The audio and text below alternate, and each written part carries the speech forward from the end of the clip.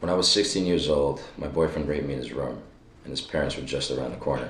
The bed looked like a murder scene. Cheerily, he took the sheets off. Put them in the washer and said, "Ha, I sure hope that stain comes out."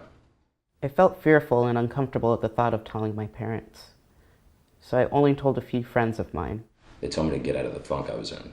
I wish people knew that the transgender community experiences one of the highest rates of sexual assault. It can be especially hard for us to speak up if we're treated like freaks to begin with, and it's even harder to speak up if you're treated like you're invisible. I suffer from PTSD, marked by night terrors, Hypervigilance, increased stress response. reliving the trauma, and avoidance. I abused pills and the scathing attitude and was fueled by hate, I tried to control others and even bullied them. thinking that I would somehow feel better by doing this.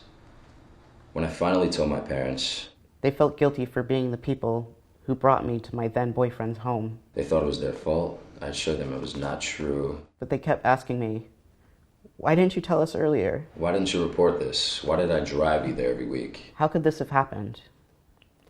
Do you think he's doing this to others now?" What about them? These guilt-inducing questions made me sick, but I answered them anyway. Why was I comforting them? I wish someone would have listened to me and believed me without trying to tell me what I should be doing or feeling. I wish people didn't try to push me to report it or to retaliate against my perpetrator. I just wanted someone to listen to me. When you read Rachel's story, how did it make you feel? Extremely uncomfortable. Rachel's boyfriend's attitude was unacceptable after the incident. I can't imagine. I can't imagine how Rachel felt.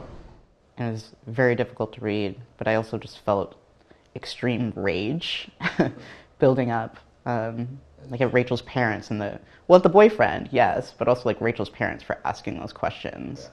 Where like there wasn't a "how are you feeling?" They actually asked, like, "Did you know?" and "what about other people?" Like asking about if the boyfriend had done anything or could possibly do something to someone else before asking about how Rachel was. It was just incredibly enraging to me. Was there anything unexpected in the story to you? The boyfriend's reaction, it's as if he has done it before. Like this is a common thing for him. Maybe he was seeing other people besides Rachel, but that's besides the point. I just feel like there should at least be like some sort of guilt or like immediate punishment. I don't think Rachel would have felt guilty if that were the only instance, but I mean, our culture is sort of like that's what we do. It's like we blame the victim, the survivor telling the story. Exactly. We always ask them, we're like, "What did you do to cause this?" It's a very, sensitive issue, sensitive subject. But sharing Rachel's story is the first step in the right direction. As far as recovering, as far as like getting something done about it, other people that experience this need to hear Rachel's story. Is there anything you wanted to say to Rachel? Rachel, you are incredibly strong, and I believe you and I support you. And you should never feel guilty, because like none of this is your fault.